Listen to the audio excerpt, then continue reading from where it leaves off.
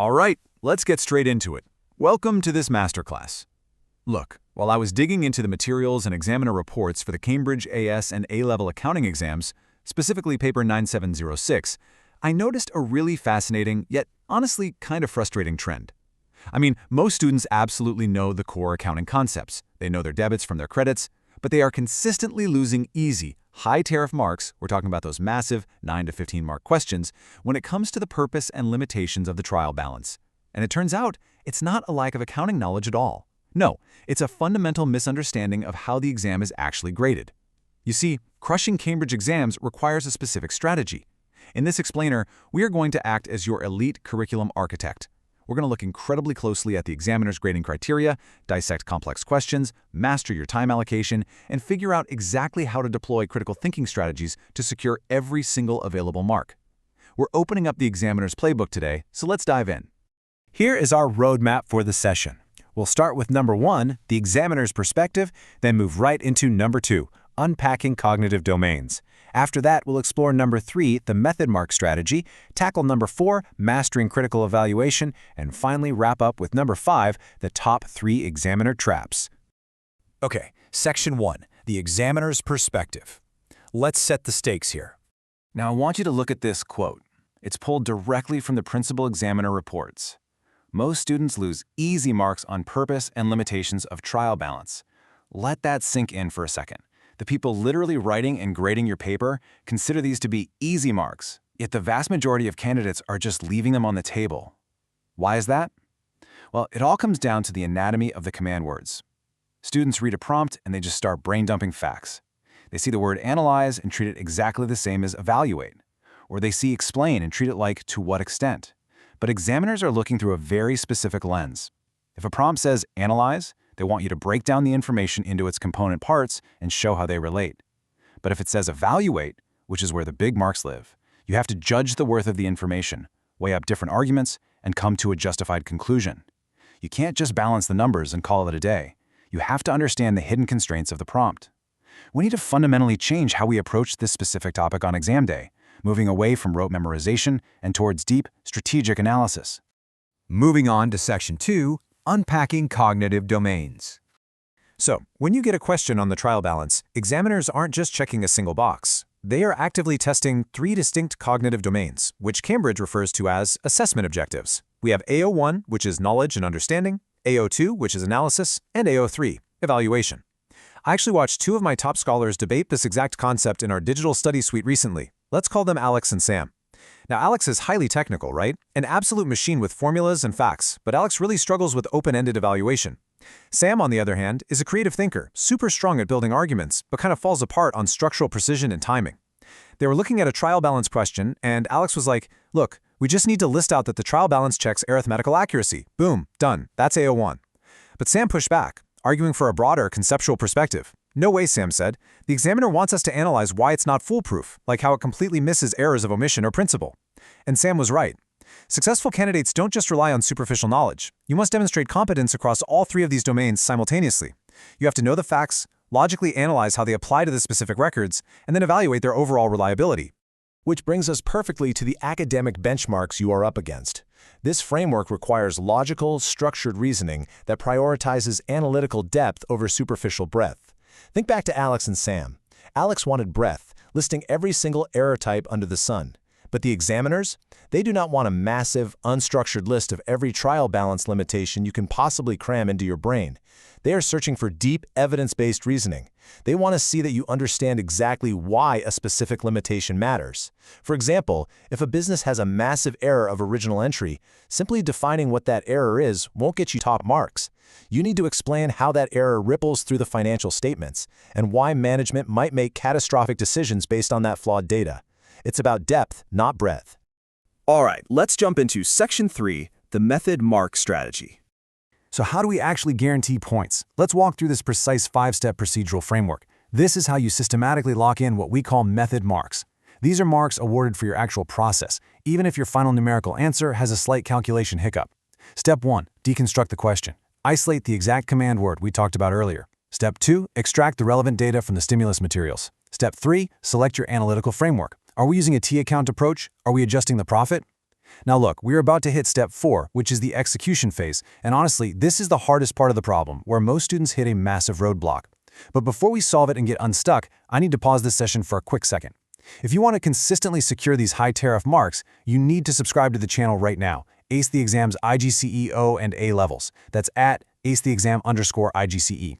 Click that subscribe button and enable all notifications so you never miss a weekly Cambridge breakthrough strategy. Okay, back to the framework. Step 4, execute the analysis with clear notation and verify your results out loud in your head. And finally, step 5, present it correctly using appropriate professional terminology.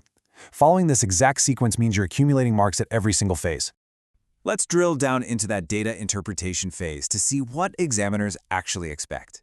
When Alex and Sam were drafting their model response, paragraph by paragraph, they hit a huge roadblock right here on timing and paragraph linking.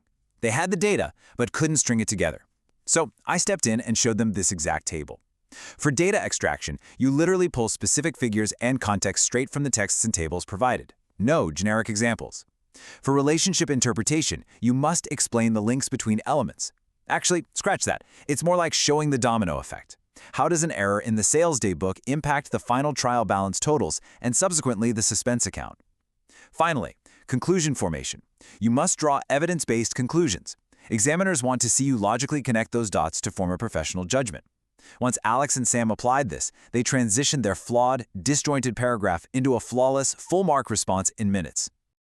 Moving into Section 4, Mastering Critical Evaluation. This is where we separate the A-stars from the rest. I want you to treat this next part as an immersive visual workshop. Take a look at the two approaches on screen. On the left side, we have the descriptive level. This is stating basic facts. An example would be a student writing, "A limitation of the trial balance is that it doesn't find errors of omission." Boom, factual but completely basic. You will stay trapped in the lower band marks if you write like that. Now look at the right side, the evaluative level. This involves evaluating alternatives, comparing approaches, and justifying recommendations. An evaluative answer sounds like this. While the trial balance provides a preliminary check of arithmetical accuracy, its inability to detect compensating errors means management cannot rely solely on it for internal controls, thereby necessitating substantive testing. Do you see the difference? You are evaluating its worth and recommending a business response. Making that leap is the absolute secret to dominating those 15-mark questions. So let's keep this workshop going. I often give my students a spot the flaw exercise with poorly written answers, and the way they find the errors is by using this concrete evidence quality checklist. Whenever you are evaluating, you absolutely must do these 4 things. First, identify the specific limitations of the data provided. Second, note any assumptions that have been made by the accountant in the scenario. Third, find alternative interpretations of that data. Is there another reason the suspense account has that balance?